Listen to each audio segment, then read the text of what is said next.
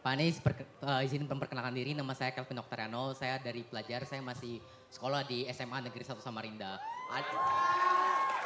Terima kasih atas kesempatannya. Ada 2 pertanyaan penting yang saya ajukan kepada Pak Anies. Pertama, saya rasa ada gap antara pendidikan di luar Jawa, terutama di Kalimantan Timur dengan di Jawa. Saya sadar akan hal ini ketika saya mengikuti lomba-lomba di nasional, ketika saya melihat klasemen juara umum OSN, FLS 2N, selalu Kalimantan Timur ataupun daerah-daerah di luar Jawa itu berada di bawah. Saya merasa, saya sudah tanya ke teman-teman saya yang di luar, di Jakarta, di Banten, memang ada gap. Di sana udah ada pelatihan yang berjenjang, sedangkan di sini tidak ada.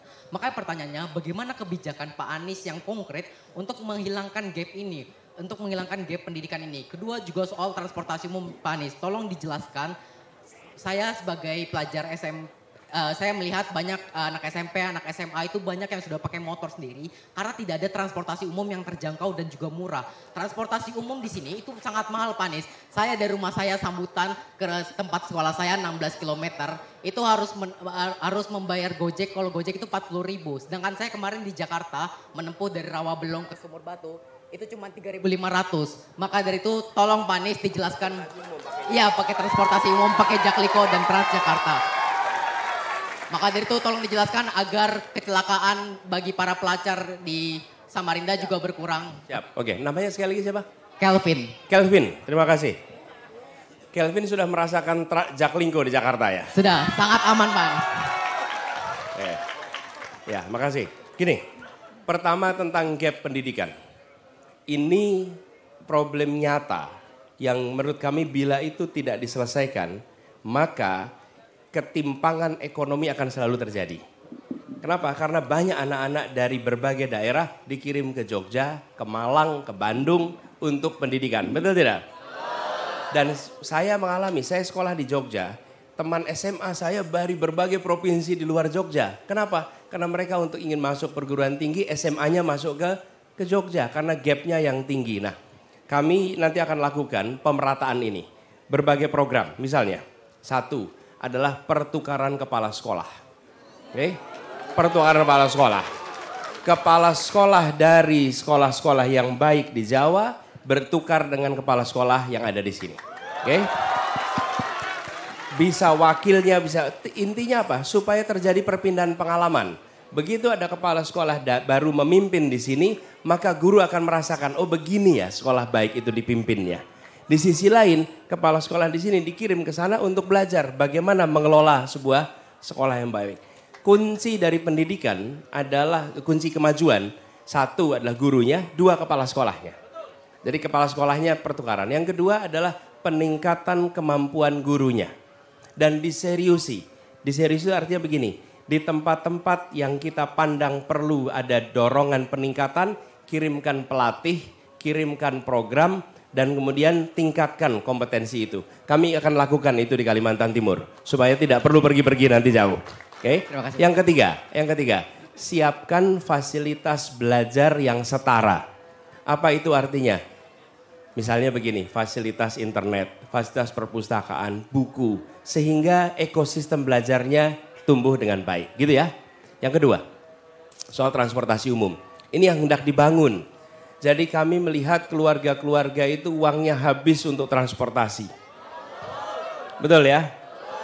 Bensinnya mahal, kendaraan pribadinya juga harus kredit mahal. Kenapa? Ini problem besar di Republik ini. Berpuluh tahun negara hanya memikirkan bikin jalannya. Urusan kendaraannya diserahkan pada keluarga untuk menentukan. Betul tidak? Ya, negara tidak menyiapkan transportasi umum. Transportasi umum itu seakan-akan bukan bagian dari tanggung jawab negara. Yang dibangun oleh negara itu hanya jalan saja. Sesudah itu silahkan Anda kredit motor, silahkan kredit mobil, saya beri subsidi untuk BBM-nya. Itu negara berpandangan begitu. Saya termasuk yang ingin merevisi pandangan itu. Ya, negara itu harusnya memikirkan transportasi untuk rakyat. Bukan hanya memberikan jalannya. Ya, negara harus bangun jalan. Tapi negara harus bangun transportasi umum sehingga warga tidak perlu menyiapkan transportasi untuk mobilitas dalam kotanya. Kapan transportasi umum digunakan? Transportasi umum digunakan untuk kegiatan rutin reguler. Rutin reguler. Apa itu rutin reguler? Anak berangkat ke sekolah, anak pulang sekolah, orang berangkat ke kerja, pulang kerja. Itu rutin reguler. Kalau kegiatan leisure atau kegiatan hiburan, itu bisa menggunakan kendaraan pribadi. Tapi untuk kegiatan rutin, andalkan fasilitas umum.